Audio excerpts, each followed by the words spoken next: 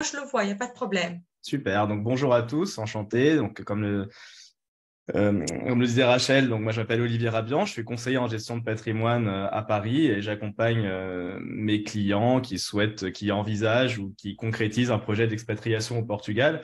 Donc l'idée du webinaire d'aujourd'hui, c'est de revenir sur les avantages que peut avoir une expatriation au Portugal pour des retraités, en fait, pour des retraités qui voudraient partir pour avoir une vie plus agréable au soleil ou à moindre coût, avoir un meilleur rapport de qualité de vie compte tenu du coût de la vie au Portugal. Donc, on va traiter le sujet sous l'angle d'abord du régime de faveur RNH, dont vous avez sans doute entendu parler, résident non habituel, voir s'il est vraiment intéressant, dans quel cas pour des personnes qui s'expatrient à la retraite. On verra les aspects civils et fiscaux à prendre en compte dans le cadre d'un projet d'expatriation au Portugal, les points de vigilance à avoir. On regardera quoi faire sur les placements français. Est-ce qu'on peut les conserver? Est-ce qu'il faut les arbitrer vers d'autres types de placements? Et enfin, j'aborderai quelques solutions qui peuvent être intéressantes pour générer des revenus complémentaires dans le cadre d'une retraite au Portugal. Si vous avez des questions, vous pouvez les poser par écrit et Rachel se fera un plaisir de me les transmettre. J'en suis sûr. Donc le Portugal, en fait, est une destination, a été historiquement une destination phare pour les retraités grâce à un régime de faveur qu'on appelle le régime RNH, résident non habituel.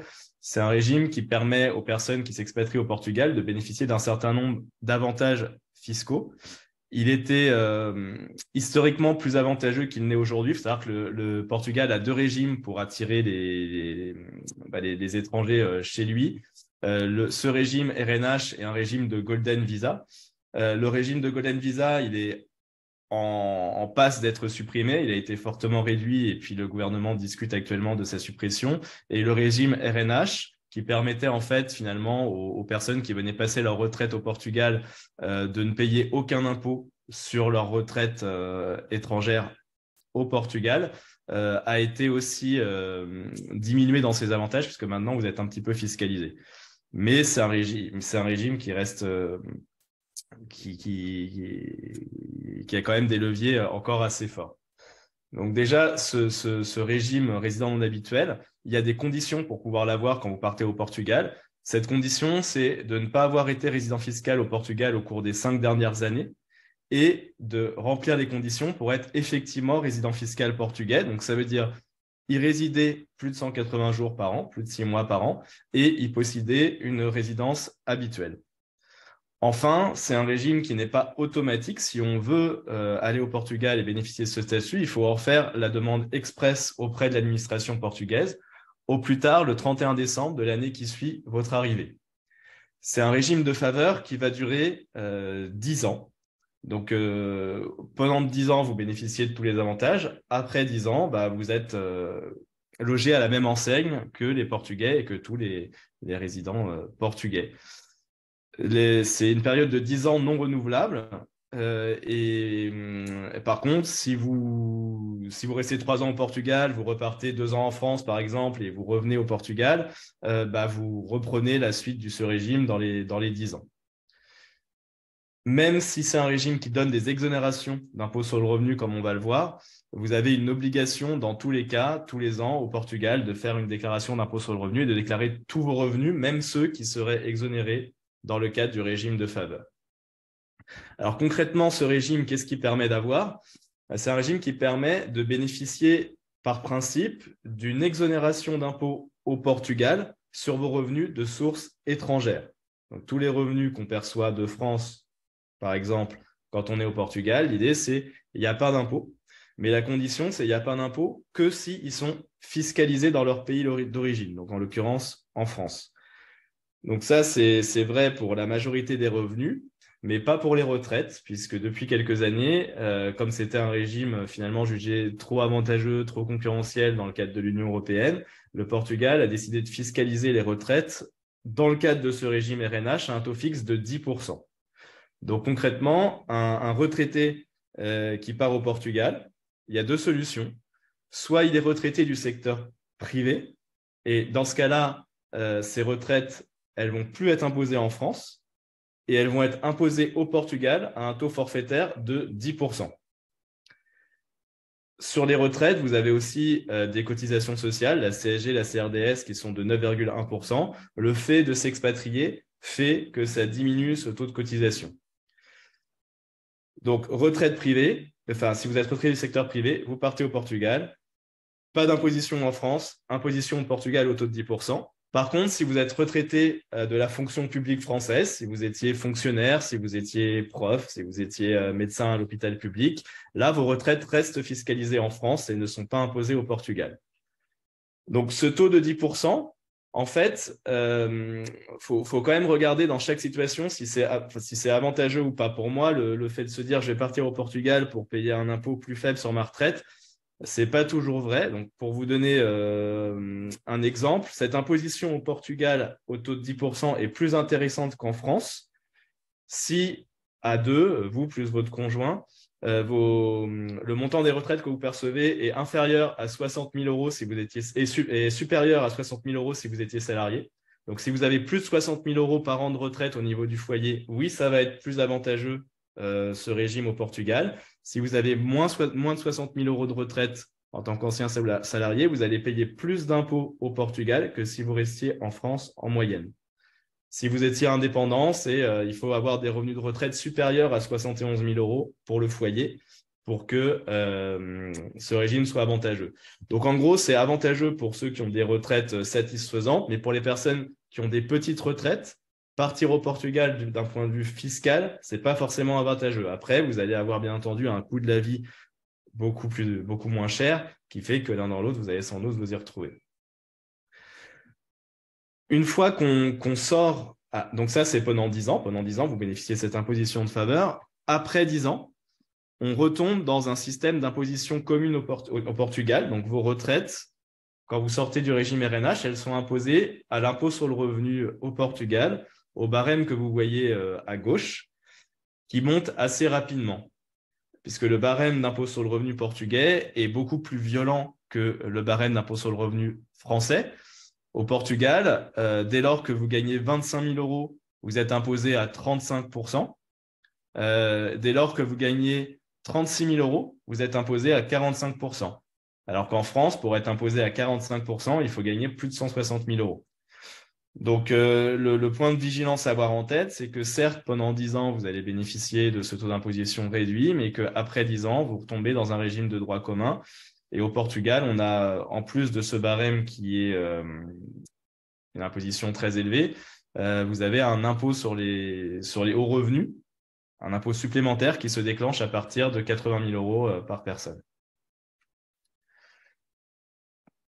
Concernant les revenus annexes que vous allez avoir, les revenus du patrimoine si vous partez au Portugal. Pour tous les biens immobiliers locatifs que vous avez en France, que ce soit meublés ou non meublés, les loyers de ces biens vont continuer d'être imposés en France et ils seront imposés d'une manière qui est plus avantageuse que quand vous êtes résident fiscal français. Donc, quand vous êtes résident fiscal français, on est imposé sur le bénéfice imposable, sur les loyers moins les charges. Et l'imposition, selon votre tranche d'impôt, elle peut aller de 47% à 62% sur le bénéfice imposable. Le fait de devenir non résident, vous allez être imposé soit à 27, soit à 37%. Donc, c'est plus avantageux. Les revenus fonciers restent imposés en France, mais à un taux qui est plus avantageux que quand vous étiez résident fiscal français.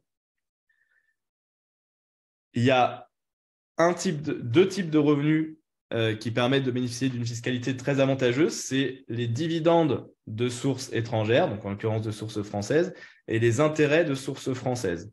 Là, le principe, c'est vraiment que vous allez avoir une imposition en France à un taux de 12,8% au lieu de 30% quand vous étiez résident fiscal français, et aucun impôt complémentaire au Portugal.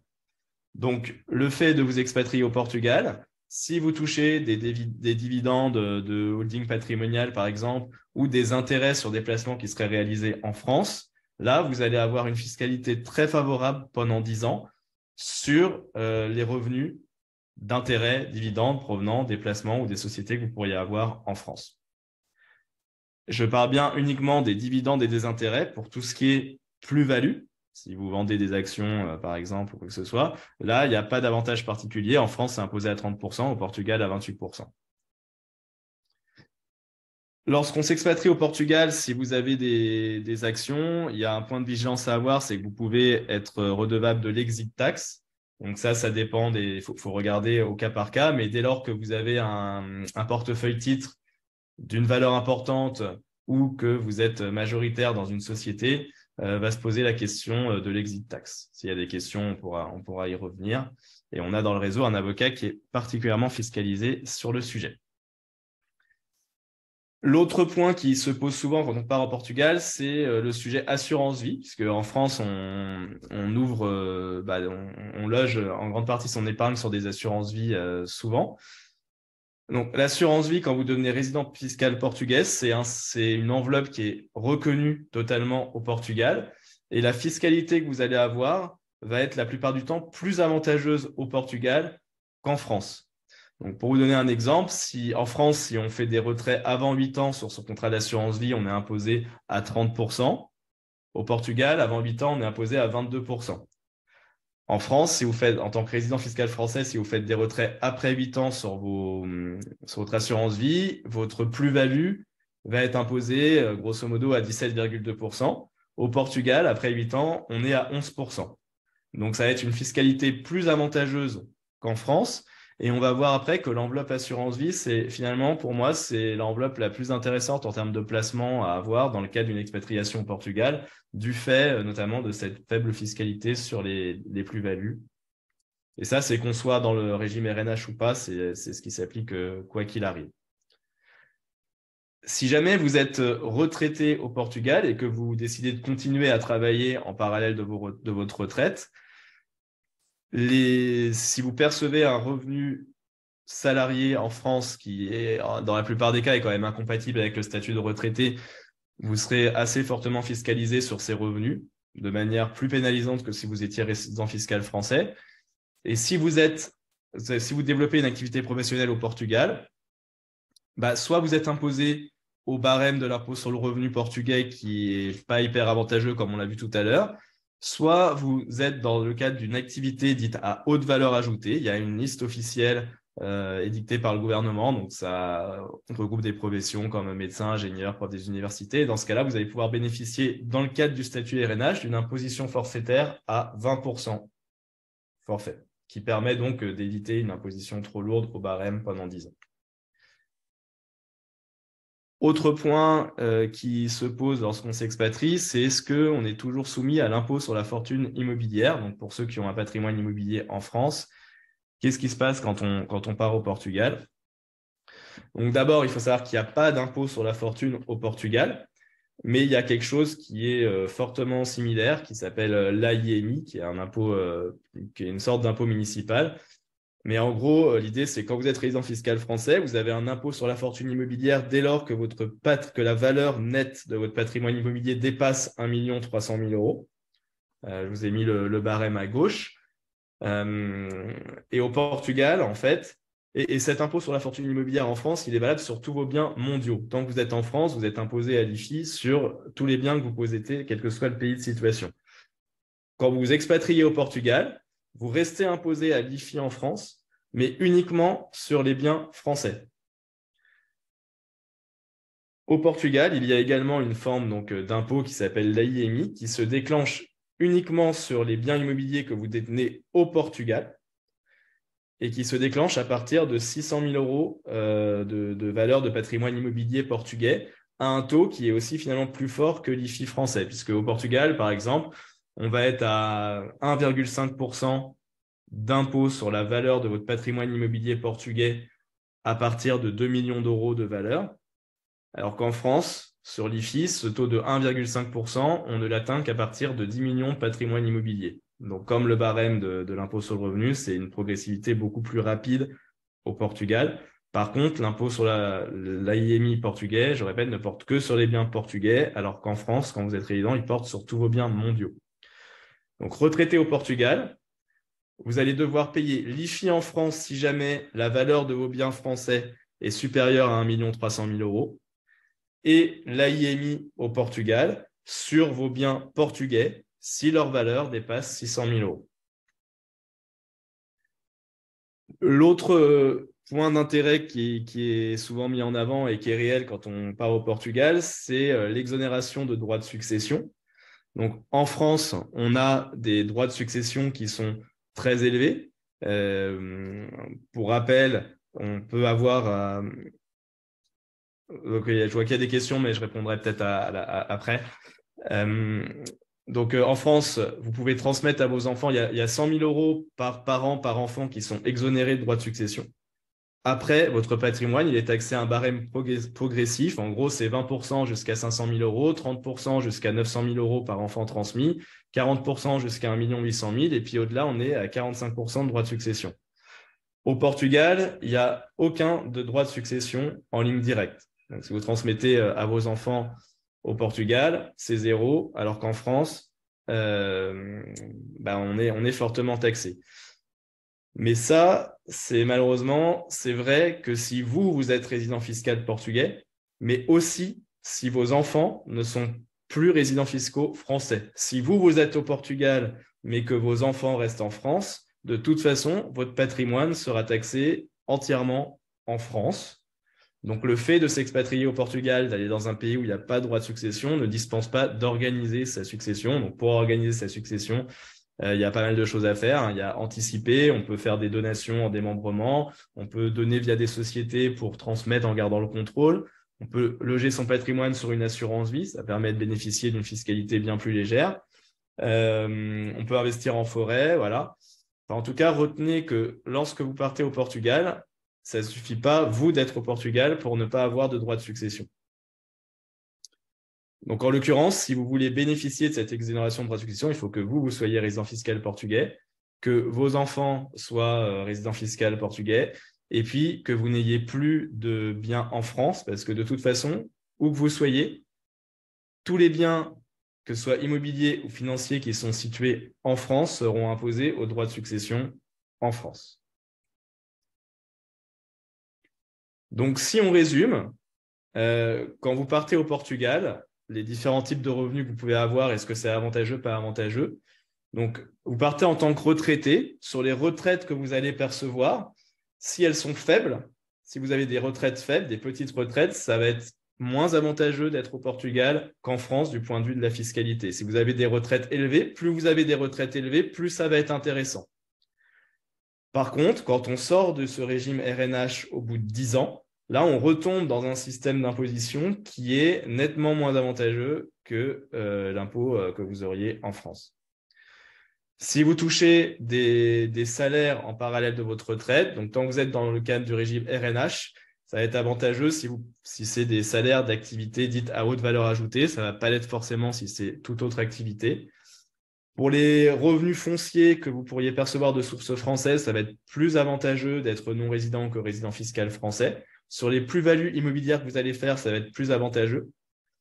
Ce qui va être le plus avantageux, c'est les dividendes intérêts de source française que vous allez percevoir, où là, vous allez avoir une fiscalité bien plus légère que si vous étiez résident fiscal français. Pour les plus-values, ça n'a aucun impact. Pour l'assurance vie, c'est plus avantageux. Pour l'IFI, ça dépend de la valeur des biens. Et pour la succession, ça dépend vraiment de la situation de votre famille au global. Donc, où vous êtes vous, où sont vos enfants et où est situé le patrimoine. Donc, il faut regarder au cas par cas. Donc, voilà un peu ce qu'on pouvait dire sur les avantages fiscaux, entre guillemets, de l'expatriation au Portugal. Après, donc, je vais attirer votre attention sur quelques points de vigilance à avoir. Donc, le premier, c'est que, comme on l'a dit au début, pour bénéficier du régime de faveur portugais, il faut vraiment être considéré comme résident fiscal portugais. En matière de détermination de la résidence fiscale, il y a deux types de droits qui s'opposent. Donc déjà, vous avez la France qui, de par le droit français, va essayer absolument de dire que vous êtes résident fiscal français et de vous imposer en France. La France, elle va considérer que vous êtes résident fiscal français dès lors que vous avez votre foyer en France, que vous avez votre activité principale en France ou que vous avez vos centres des intérêts économiques et vitaux en France. Donc, si vous partez au Portugal et que la majorité de votre patrimoine reste en France, si vous percevez la majorité de vos revenus de la France, si vos amis, votre famille restent en France, la France va avoir des arguments pour dire, attention, vous dites que vous êtes résident fiscal portugais, mais en fait, moi, je considère que vous êtes résident fiscal français. Pour trancher ça, il y a une convention fiscale entre la France et le Portugal qui met des critères un peu chronologiques. Donc, le premier critère, le critère le plus important, c'est où est-ce que vous avez un foyer d'habitation permanent. Un foyer d'habitation permanent, c'est un bien immobilier où vous pouvez aller quand vous voulez. Donc, ce n'est pas forcément être propriétaire, ça peut être avoir un appart à vous, mais ça peut être locataire d'un appartement qui est disponible pour vous quand vous voulez y aller. Si vous n'avez plus de pied-à-terre en France, de fait, de par la convention France-Portugal, vous allez être considéré d'office comme résident fiscal portugais. Donc, le plus simple pour être considéré comme résident fiscal portugais, c'est de ne pas garder de pied-à-terre en France. Si vous avez un pied-à-terre et en France et au Portugal, dans ce cas-là, on va aller regarder d'autres critères que j'évoquais, donc centre d'intérêt vitaux, où sont vos amis, où sont vos enfants, où vous gagnez votre vie. Et là, ça va être peut-être plus compliqué d'argumenter selon les situations. Donc, le plus simple, quand vous partez au Portugal, dans un pays et que vous voulez être résident fiscal d'un pays, c'est de ne pas conserver de pied-à-terre en France. Le deuxième point de vigilance à avoir, c'est de penser quand on s'expatrie à faire un testament pour être sûr d'avoir décidé de quelle loi civile s'applique. Est-ce que c'est la loi civile portugaise? Est-ce que c'est la loi civile française en cas de décès? Donc ça, vous pouvez le choisir. Si on veut être sûr de maîtriser ce choix, bah, il faut le décider. De même, sur le régime matrimonial, c'est important de vérifier quel régime matrimonial va s'appliquer. Est-ce que c'est le régime portugais? Est-ce que c'est le régime français qui s'applique? Et de le définir, si possible, par écrit. Donc, ces notions un peu civil, fiscal, en gros, quand on s'expatrie, il faut absolument faire une consultation avec un avocat fiscaliste qui va vous dire, par rapport à votre situation, les points de vigilance que vous avez et qui va pouvoir vous aider dans la rédaction des testaments, de régimes matrimoniaux, des points d'attention à avoir pour ne pas être doublement fiscalisé, etc. Dernier point sur les généralités un petit peu. Quand on part au Portugal, on se pose souvent la question, est-ce qu'on reste à la sécurité sociale française ou est-ce qu'on dépend de la sécurité sociale portugaise? Donc, quand vous partez en tant que retraité au Portugal, vous restez affilié à la sécurité sociale française. Il va quand même falloir vous inscrire au Portugal à la sécurité sociale. Quand vous serez au Portugal, que vous aurez des soins au Portugal, c'est les caisses portugaises qui prendront en charge vos soins pour le compte de la sécurité sociale française. Mais dès lors que vous revenez, vous pouvez revenir n'importe quand vous faire soigner en France. En gros, vous êtes toujours affilié. Et si vous arrive quelque chose dans un pays, quand vous êtes en voyage ailleurs qu'au Portugal, c'est la sécurité sociale française qui sera compétente. Par contre, pour les actifs, et donc, c'est aussi le cas d'un retraité qui partirait au Portugal et qui aurait une activité salariée ou indépendante au Portugal en parallèle de sa retraite. Dans ce cas-là, là, vous deviendriez dépendant de la sécurité sociale portugaise et vous devriez vous désinscrire en France, rendre votre carte vitale, etc. Donc, retraité affilié à la caisse française, actif, même si c'est un retraité qui a une activité complémentaire, affilié à la caisse portugaise. Maintenant, on va s'intéresser à ce qui se passe sur les enveloppes de placement, le patrimoine que vous pouvez avoir en France. Rachel, est-ce que je réponds aux premières questions ou est-ce qu'on continue et on fait à la fin? Je pense que oui, parce qu'en fait, là, tu abordes, si tu veux, un autre chapitre. Donc, ouais. Tu peux répondre brièvement à ces questions-là. Et puis, par la suite, on entame parce que c'est aussi un autre chapitre, je pense, du moins. Oui. Alors, Pascal, sur les revenus d'obligation provenant de financement immobilier. Donc, du coup, en France, en France, pour un résident fiscal français, c'est flat tax 30%. Et donc, si vous êtes au Portugal, dans le cadre du régime RNH, vous allez être imposé à 12,8%. En fait, vous allez pas être imposé au Portugal.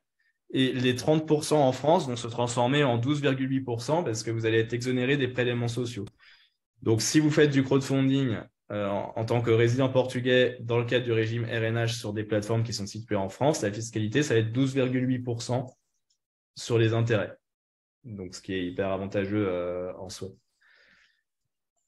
Parce que les revenus de crowdfunding, c'est des intérêts. Hein. Voilà, ce n'est pas des loyers, quoi. Et la deuxième question peut-être qui est intéressante et qui doit concerner, à mon avis, pas mal de gens au sujet donc des retraites.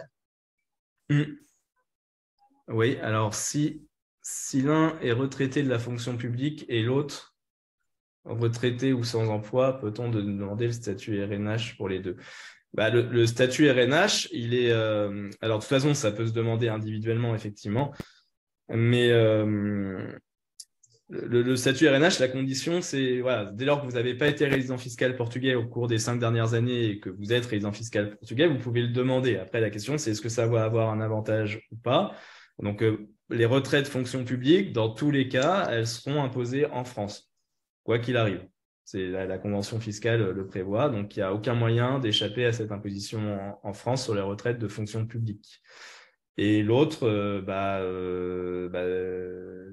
il faut voir s'il est retraité, s'il est sans emploi, il faut voir les revenus qu'il a, etc. Mais en tout cas, ça n'empêche pas. Voilà, il y a deux choses. Il y a le fait de pouvoir être RNH. Donc ça, les conditions pour pouvoir être RNH, c'est celles que j'ai indiquées. Et ensuite, quel impact ça a sur vos revenus d'être RNH? Et donc là, ça dépend du type de revenu que vous percevez. Donc, à voir. Je ne sais pas si c'est clair ou pas. Je pense que c'est clair parce que je pense aussi que le statut RNH n'est pas forcément dépendant du statut financier / retraite / emploi. Je pense que tu as adressé la question, Olivier. Très bien. Donc, on continue maintenant sur le morceau. Le statut RNH, est-ce pour couple ou individuel? C'est pour le foyer, mais après, si vous… en fait, si vous êtes un couple, vous êtes imposé au niveau du foyer. Donc, ça va être pour le foyer. Après, si vous avez des situations différentes, c'est-à-dire que s'il y en a un qui va habiter au Portugal et l'autre qui reste en France, vous avez des possibilités de dissocier les deux. Mais là, il faut regarder. Voilà. Donc, si vous êtes tous les deux au Portugal et que vous demandez le statut RNH, ça va être compliqué de dissocier. Si vous êtes un qui reste en France et un au Portugal, là, il faut regarder, c'est possible, il faut regarder. Et de toute façon, il faut faire là, si c'est des questions comme ça, il faut faire une consultation avec un avocat fiscaliste pour bien voir votre situation. Voilà. Donc, sur le sujet placement, que faire avec ces enveloppes françaises? Donc, la première question qui se pose souvent, c'est sur l'immobilier. C'est qu'est-ce que je fais avec mes biens immobiliers français? Est-ce que je vends? Est-ce que je vends pas? Donc, comme j'ai dit, pour être sûr d'être considéré résident fiscal portugais, comme c'est ce qu'on veut, quand c'est ce qu'on veut, c'est important de ne pas garder de pied-à-terre en France. Maintenant, si on en garde un, c'est pas grave. Ce qui est sûr, c'est qu'il y a quand même pas mal de choses dont on peut bénéficier quand on s'expatrie. Donc, si vous voulez revendre votre ancienne résidence principale, vous avez 1 an après votre départ pour bénéficier de l'exonération d'impôt sur la plus-value en cas de vente de celle-ci. Il faut savoir qu'en tant que non-résident, vous avez un abattement supplémentaire de 150 000 € sur la plus-value réalisée lors de la vente d'un premier bien immobilier dans les 10 ans, donc en plus de cette histoire d'exonération de plus-value sur la résidence principale. Enfin, sur les côtés négatifs de conserver un patrimoine immobilier en France, donc comme on a dit, votre patrimoine immobilier en France, il reste taxé en France et vous allez avoir des majorations de coûts sur les taxes foncières, notamment une majoration de 40% de la taxe foncière sur les résidences secondaires. Globalement, sur l'immobilier, pour moi, le raisonnement à avoir, c'est un patrimoine, il doit être diversifié de manière équilibrée pour moi entre les différentes classes d'actifs, donc entre immobilier et avoir financier. 2, il faut regarder de manière assez terre à terre la rentabilité nette qu'il vous procure. Est-ce que avec les charges associées à la fiscalité, associées à l'entretien des biens, la rentabilité nette qui vous est délivrée est plus intéressante ou moins intéressante que d'autres placements? Et enfin, si on est dans un sujet retraite, voir aussi l'aspect gestion des biens qui peut devenir compliqué avec la distance au fur et à mesure du vieillissement du couple. Voilà, donc là, c'est à regarder au cas par cas. Moi, je n'ai pas forcément de conseils. Ce qui est sûr, c'est qu'il y a une fiscalité un peu plus lourde sur la fiscalité foncière, un peu plus avantageuse sur les revenus fonciers, et sur l'IFI, ça ne change pas grand-chose. Et si vous aviez un abattement de 30% sur votre résidence principale à l'IFI, par exemple, vous ne l'avez plus, donc ça peut parfois augmenter l'assiette IFI. Sur l'épargne financière, vous pouvez en gros tout conserver tel quel quand vous partez au Portugal. Il n'y a pas d'obligation de fermer des placements, à part les livrets d'épargne populaire et les livrets de développement durable. Tout le reste, vous pouvez le conserver. Les PEA que vous avez vous pouvez les conserver, mais ils deviennent inefficaces. C'est-à-dire qu'une fois que vous êtes résident fiscal portugais, si vous cédez des titres au sein de votre PEA, même si c'est dans le PEA, vous êtes imposé au Portugal sur la plus-value réalisée au taux de 28%. Il y a un point qui peut être intéressant si vous êtes, entre guillemets, pas encore à la retraite, mais que vous envisagez de partir dans quelques années, c'est le plan épargne-retraite. Vous savez qu'en France, il y a des enveloppes. Le plan épargne-retraite, ça permet, l'idée, c'est les sommes que vous versez sur le plan épargne-retraite, elles sont déduites de votre revenu imposable et donc elles génèrent une économie d'impôt. Donc, par exemple, pour quelqu'un qui est imposé dans une tranche à 41% en France, s'il Je verse vous ai à fait chaque fois, venir le matin pour Yann, Teresa. pour quelqu'un qui est imposé à 41% en France, à chaque fois qu'il verse 1 000 € sur un PER, en gros, il économise 410 € d'impôt l'année du versement. Mais cette économie d'impôt, c'est en fait un décalage de fiscalité dans le temps. Donc l'année où je verse, c'est super, ça me fait une économie d'impôt, mais quand je suis à la retraite et que je veux ressortir les sommes, finalement, ces revenus, ils vont se rajouter à mes revenus retraite ou salaire l'année du retrait, et ils vont être imposés l'année du retrait. Si vous défiscalisez en France, vous partez au Portugal, et une fois que vous êtes résident fiscal portugais, vous sortez le capital de votre PER, ces revenus, finalement, et que vous bénéficiez du statut RNH, ces revenus, finalement, ils n'auront pas d'imposition en France, ils n'auront jamais été ils vous auront donné droit à une réduction d'impôt, et quand vous allez retirer les revenus, ils seront imposés ni en France ni au Portugal. Donc là, vous avez une optimisation à faire du fait de votre expatriation, si votre situation de revenus fait que c'est intéressant. Il n'y a aucune restriction de placement au Portugal. Vous avez à peu près les mêmes types de placements qu'en France. Et surtout, comme je disais tout à l'heure, les contrats d'assurance vie sont reconnus là-bas. Il n'y a aucun problème avec les assurances vie. Donc, sur l'assurance vie, dès lors qu'on s'expatrie, nous, ce qu'on recommande, c'est de privilégier des contrats d'assurance vie luxembourgeois. Donc, pourquoi des contrats luxembourgeois? Parce que ça permet de bénéficier d'une meilleure sécurité. En France, les contrats d'assurance vie, l'argent que vous avez placé sur les contrats d'assurance vie, c'est finalement une créance que vous avez auprès d'un assureur. Donc, c'est l'argent que vous avez placé, il est dans les comptes de l'assureur. Votre risque, c'est que l'assureur fasse faillite. Et s'il fait faillite, vous pouvez perdre votre argent.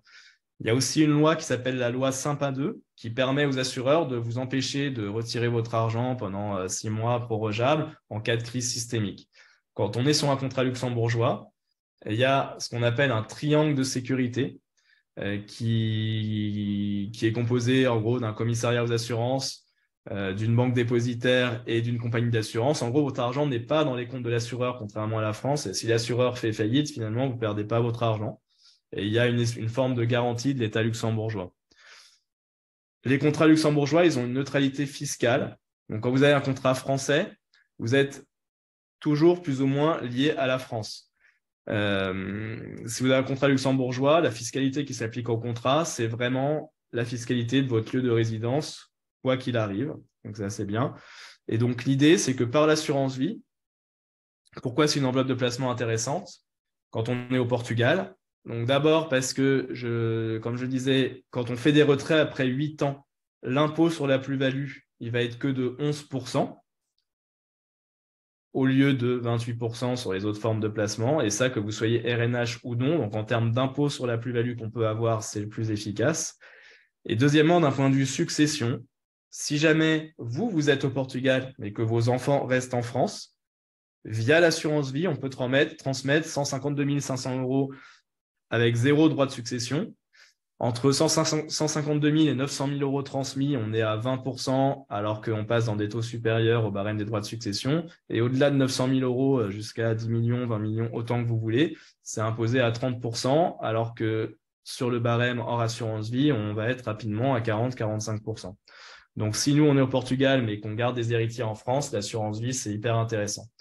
Enfin, là où en France, les contrats d'assurance vie, vous avez un choix limité de support d'investissement. Vous ouvrez un contrat auprès de Boursorama, par exemple. Vous avez le choix entre 150 fonds ou 800 fonds, même si c'est 800, c'est bien. Mais en tout cas, vous avez le choix parmi les supports qui vous sont proposés.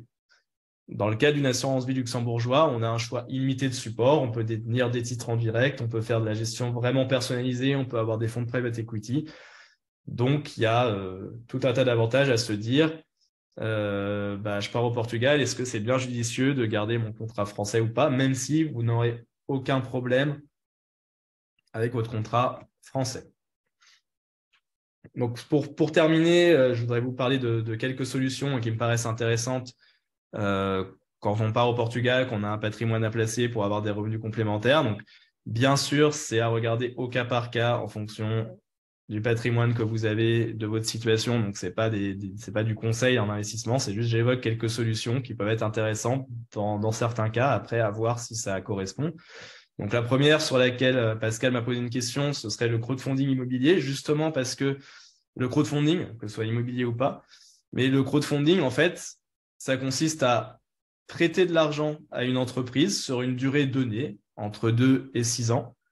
En contrepartie, vous allez percevoir un intérêt qui va, selon les projets, en général de 6 à 10% brut, qui va vous être versé ou mensuellement ou trimestriellement.